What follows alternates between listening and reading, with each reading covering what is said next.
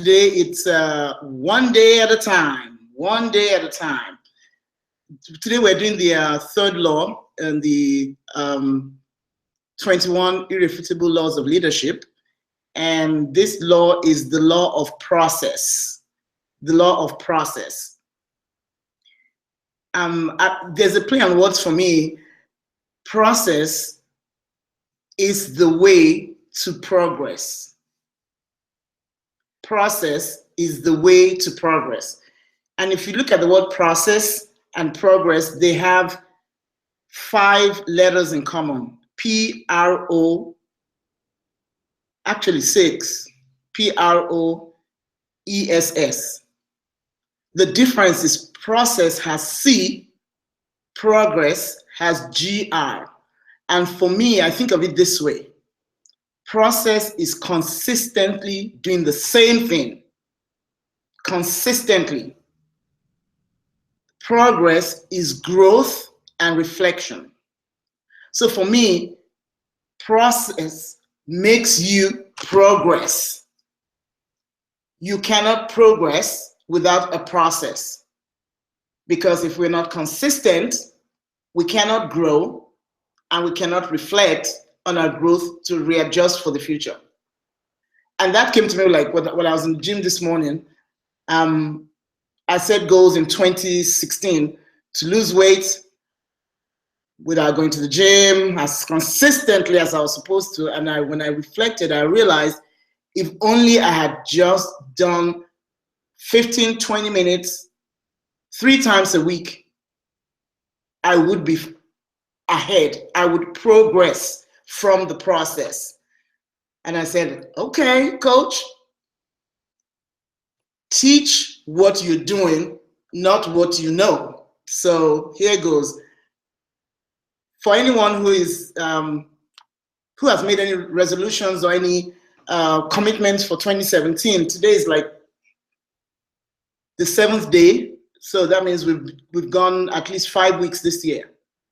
How about you reflect on your process to get progress in whatever you wanted to do and readjust. It's still the 2nd month. You still got 10 more months, so it's still doable. We have more months than we have spent in 2017. And John talks about leadership being a daily thing, not something that's done in a day. I remember as a little girl when they gave us seeds at school and we had to put it in a little jar, and it was like one of those jars where you can, you do your pickles and stuff. So it's glass, so you can actually see the soil. And I remember putting a bean close enough to the side and taking it out, wondering how come it's not growing, until I realized I had to leave it in there for the process so that it would grow. And leadership is like that. Oftentimes we go to events, we go rah, rah, rah, and I love the rah, rah, rah. I mean, I'm for rah, rah, rah. And you do the rah, rah, rah, but then you come back home and we don't put the steps in place so that the rah, rah, rah keeps going. It's like if you want to make a bonfire, you got the kindle and you got the match and the source of the fire. But until you stop the fire is going to die. In order to keep the fire all night long, to enjoy the bonfire, you start the fire, but you keep the process going and you have a bonfire all night long. So keep the fire burning is also another way to think of process. Starting the fire is not it. It's keeping the fire burning. So are you keeping your fire burning? Am I keeping my fire burning? There are 5 stages of leadership that John talks about. And the 5 stages of phases, he calls them phases. I call them stages because, when I think of phases, it's like phase what? Stage kind of mix. I think of climbing steps like a stage, like when you're in a play and you're climbing steps from the dressing room into the main stage, each stage. And I think of stages because as a physician, when you look at life, there's stages of life, when you're born, when you grow up to be infant, to be a toddler, to be young person, teenager, adult, young adult, and maturity. So John talks about the first stage being you don't even know what you're doing, and he calls it I don't know that I don't know. I'm from Nigeria. We call it ignoramus. That means you're so ignorant, you don't even know you're ignorant.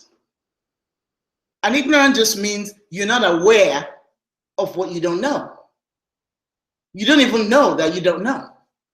And that's the hardest thing when you don't know you don't know, because you don't realize how much information or process you don't know at all. And when the one doesn't know what they don't know, they can't grow. They can't change. They can't make choices because they don't even know they don't have choices. That's the worst place to be at, to not know that one does not know. That's the lowest level of leadership. You know, and the next stage is I know that I need to know. That means one has moved from not knowing, but now one knows that it looks like I don't know what I need to know. And the state of not knowing what one needs to know is the state that helps one realize, maybe somebody else has information that I need to know. Because when we are at the state of I don't know that I don't know, we don't think we need anyone. Matter of fact, we think we know it all. And that's the worst place to be in leadership. But when we know that we don't know, then it begins to dawn on us, maybe other people know what we don't know. Now, the third stage of leadership is, I know what I don't know. That means it's just like if you want to drive a car, a little kid who's a baby that has no awareness of driving a car, even though we take them in and out of cars. So they don't know that they don't know. Then when they get to the stage of, they don't know that when a child knows what they need to know, like when they're teenagers and realize, man, I need to know how to drive. So that's a stage that they're aware that, oh, I can't drive and I need to know how to drive.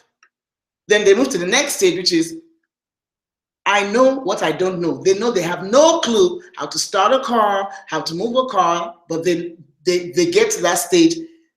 That's when either the parent or the child initiates learning the process to become a driver. And even in leadership, when we realize what we need to know, that's the stage where we go out and seek out knowledge to take us from where we don't know to what we need to know. But in order to know what we need to know, we have to have measurements. We have to have an idea of what leadership looks like and measure ourselves and realize what parts we need to know. Now, the fourth part is I know and I grow and it starts to show. Most of us listening to this stuff today are at that stage where we know and we're growing and it begins to show. It's like when I tell people I want to go to the gym, the way they know that I'm growing is when it begins to show. I can say I'm going to the gym and go to the gym and don't do what it takes unless it shows I'm not growing. Growth always shows. Back to that little seed. When that seed was inside that little jar and I let it stay there, you could see the roots going down at first, and then it looked like the little bean was climbing up, and next thing you know, there was a little green stalk and the little green leaf and a little green stalk, and you had a plant, and the roots went down, and because of the jar being confined, it started going back up to find more space. The deeper we grow is the higher we go. So when we learn stuff on the surface level, then our growth is surface. But when we learn stuff on a deeper level, then we grow to greater heights. And remember, we understand that I know and grow, and it shows. So the Bible talks about 30, 60, and 100-fold. And when you think of it, it's levels of showing of growth. I mean, if someone gives me 30% growth on the stock market today, man, I mean, that's a lot. But imagine 60% growth and 100% growth. Those are levels of growth that show because one has known and is growing and is showing. Now, the last level he talks about, I simply go because of what I know. I simply go because of what I know. You know, when I first started going to the gym, I had a partner. We used to go very early, about 4:30. Yeah, rah, rah, rah, you know. We did that for 2 months, then we slacked off, then I slacked off, then I slacked off, then I slacked off, then I slacked off. And there was a whole month I never went. And I did that on and off for 2 years and almost did that a little bit this year. And then it dawned on me. I had lost some weight. I was in stage 4. I knew and I was growing and I was showing. But I got the weight back because I was not following the process that helped me progress. I was not consistent, so my growth was stopped at the level I was, and I retarded. I went backwards. And I said to myself, whoa, girl, maybe you need to do what you were doing when you were losing that weight. Maybe you don't need anybody to tell you. Maybe you need to see where you're going so clearly that you're just going to go. And now I see where I'm going clearly, and I realize I can't teach what I'm not doing, so I got to do it. And so the process is set in place for me. I go and go so that I can grow, so that I can show. And so I don't need anyone. I'm going deep into myself to find my reasons for going. And that is process.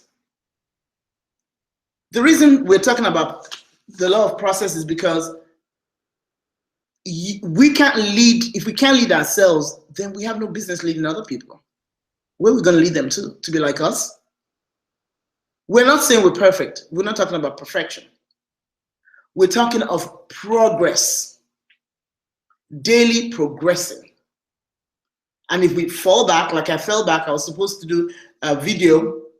I said I was going to do it every day for 21 days straight. And I fell off the wagon. And someone called me out. Today is day 7, but I'm on day 4. I intend to make sure I get back on track so that I'll be on the correct number for the time, but I started back last night. I've already done video 4. I'm going to do video 5. Yes, video 5 today, so that I'll be just 2 behind, and then probably tonight do video 6, so tomorrow do video 7 and 8. Why? Because I realize consistency is the only way I'm going to grow. And my reflecting made me realize I had to be consistent for growth. John talks about what is your plan for growth. What's your plan for growth? What's your plan? Growth is just gonna happen like that, like bam, growth. No, it doesn't happen that way. I'm going to use myself again. I remember when I was skinny as a kid. I mean, I used to run like kids do and stuff, so I was skinny. I didn't have a plan. I just was. So I made the assumption that's how life was. Then I came to the United States and got a Sam's Club card. Nothing against Sam's Club. I got a Sam's Club card. And you could buy those, you could buy stuff cheap, and I was like, man, you can get that stuff. And of course, when my family didn't eat stuff, guess who ate the stuff? Me. Because I didn't have a plan. I didn't. And guess what? Before I knew it, it became a habit. And before I knew it, I was overweight. Then I was more overweight. And then I wondered how it happened. It did not happen one day. It didn't. That's why I understand what John is talking about when he says, what is the plan for growth? If I want to improve and progress in anything, I have to have a plan. He talks about plan and reflect daily. Waiting for December 31st to review my year and have New Year resolution for 2018 is not going to work. I have to every day look at what are my goals? What do I want for my life? What am I doing? Because not doing that, I'm going to get a result. It might not be what I want, but if I want a particular result, I have to make sure I'm doing the particular things that give me that particular result.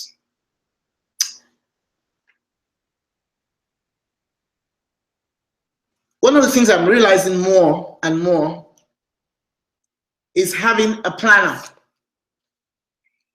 This is my planner.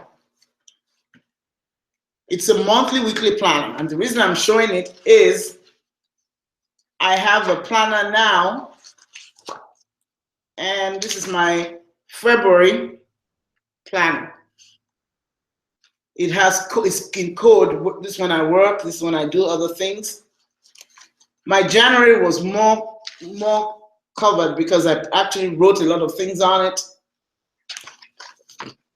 Why am I showing the planner? John says the secret of our success is in our daily agenda. What is not written never gets done consistently. What is not written never gets done consistently. That's a fact. I'm a living witness. The reason I'm here today is because I wrote it down. Because if I didn't write it down, for some reason, what we don't write down never sticks in our brain. We are wired for writing. And when we write it down, it's like we're sending a command to our brain. Almost like, because our brain keeps writing stuff, writing code, almost like a computer. So when we write stuff down, we're writing code. And the code we write determines the programming that we're going to broadcast. Am I making sense? And when it dawned on me, I was like, okay. Because I used to do it on my computer. I said, no, I literally write it down on a planner, and I'm finding that I'm better this year than I was last year. I have my pencil with an eraser. So I write freely on my planner, and I erase freely in order to make it adjust to me actually doing the process. Because I realized writing it in ink does two things for me. When I cancel it out, I feel defeated when I see all the cancellations. But when I erase it and rewrite it, it doesn't have the same feel. Why? I don't know. But for some reason, when I write it in pencil, and then if I have to erase it and put something else there, it still looks okay when I look at the whole picture and I'm able to achieve. I'm realizing the way to success is in simple things. Almost like someone who wrote the book, Everything I Need to Know I Learned in Kindergarten. Pencil, eraser. It doesn't have to be a pencil this way. It could be a mechanical pencil. But you have to have something to write with and something to erase with so that you can course correct. They say that an airplane course corrects like ever so often on a flight in order to go in a straight line. It can't go straight. It has to course correct. And so as humans, we have to course correct. That's why we have a brain. The brain is wired for course correction. The brain is not our friend. It is our survival mechanism. So we have to course correct and teach the brain, no, this is the way you need to go. And these triggers help us be consistent. That's why our daily agenda is so important. We need to write it down. The Bible says, write the vision, make it plain, so that they that run may know how to run. Don't tell people to run. Where are they running to? They have to have a point they are running to. So it has to be plain, written down. This is where we're going. Then go. But send someone to go where? North, east, west. Like our previous lesson, plan ahead, which is law of navigation. Unless you plan ahead, we can't have a process. We have to have a process to help us go where we've planned ahead to go to. And when I looked at it, I realized everything I've ever achieved was through process. Everything. Even if I went to McDonald's to get my meal, there's a process. Somebody had to cook that meal. And when I go there to get the meal, I have to order the meal, pay for the meal, and pick up the meal. If I miss any step in the process, I'm not getting anything to eat. If I don't pay for it, they're not going to give it to me. If I paid for it and didn't pick it up, I still don't have a meal. So process is so important in everything that we do. Everything. It's almost like a no-brainer. But you know, when we think of it in terms of abstract, it's like, oh, it's process. No, that's what we're doing every day. There's a process to get my hair done. There's a process, go to bed. There's a process. It may not be the ideal process, but it's still a process. I also want to talk about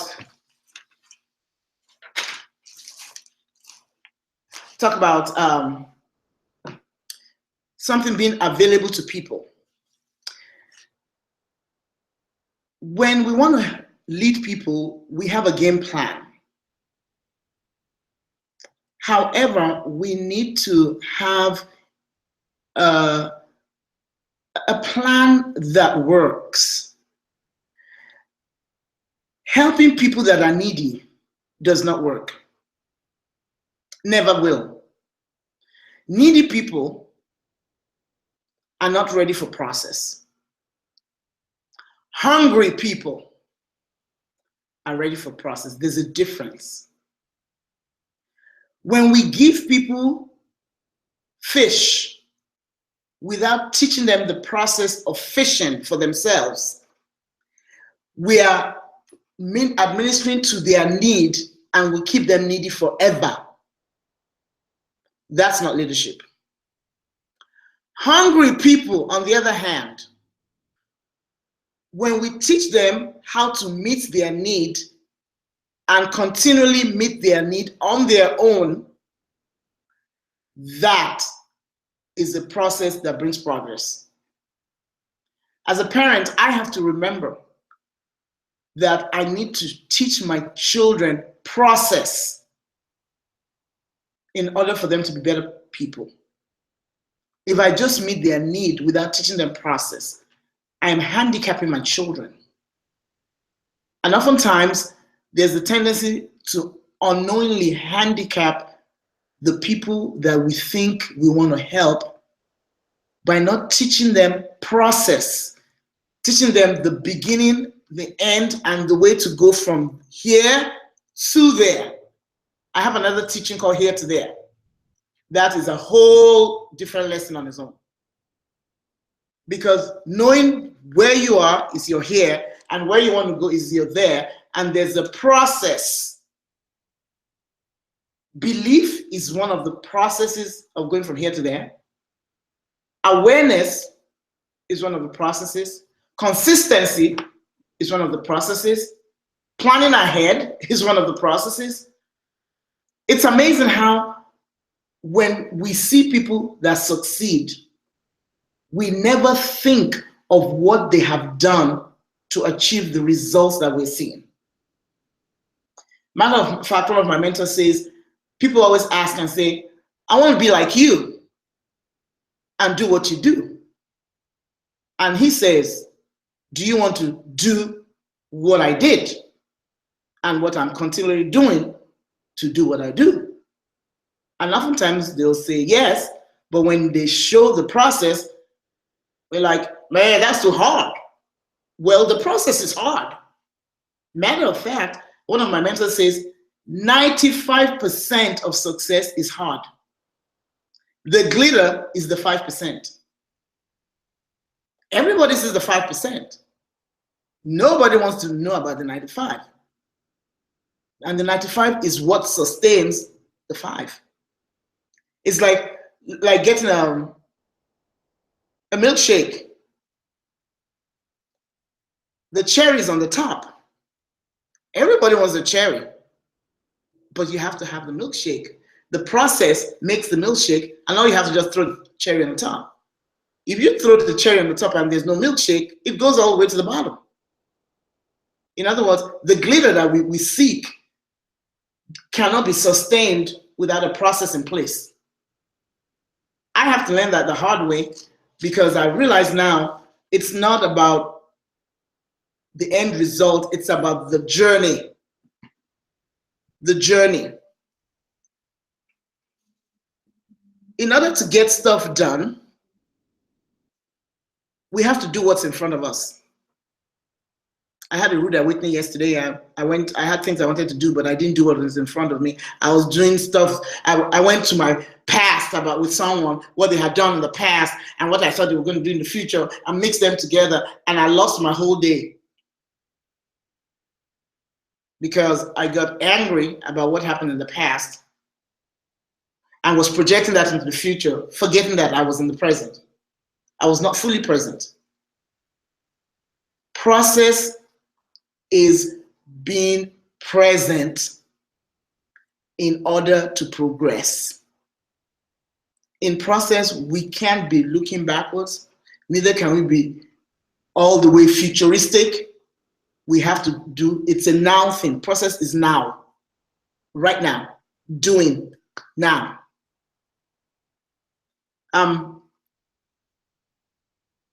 There are two people in the world. They are takers and they're the givers.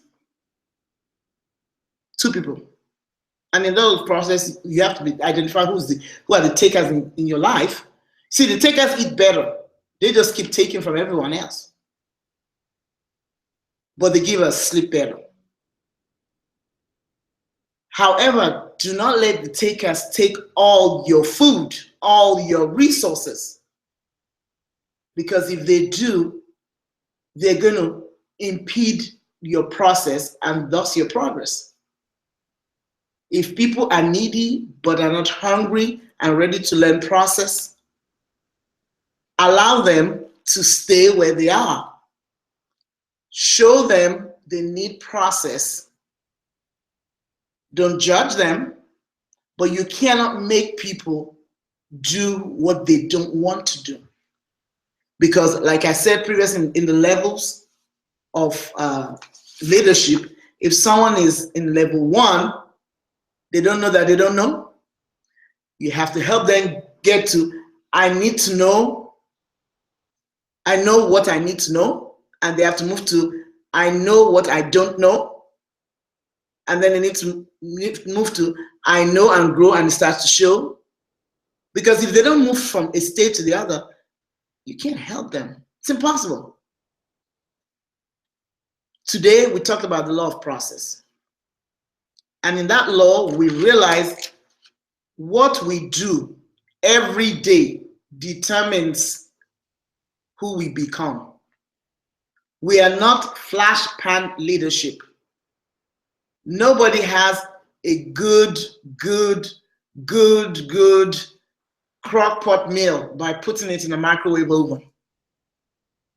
It takes time, time. My acronym for time is this: